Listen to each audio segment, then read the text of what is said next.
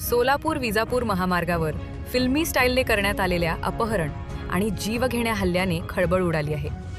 भंडारकवठे येथील सादिक चांद बादशाह मुजावर वय 33 यांनी कार भाड्याचे पैसे मागितल्याच्या रागातून आरोपींनी 1 एप्रिलच्या रात्री नांदणी टोल नाक्यावरून त्यांना स्कॉर्पिओमध्ये जबरदस्तीने ओढून नेत अपहरण केले.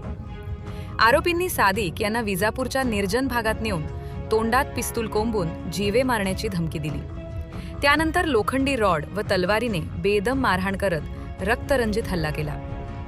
या हल्ल्यात सादिक गंभीर जखमी झाले असून त्यांना रक्ताच्या थारोळ्यात टाकून आरोपी फरार झाले.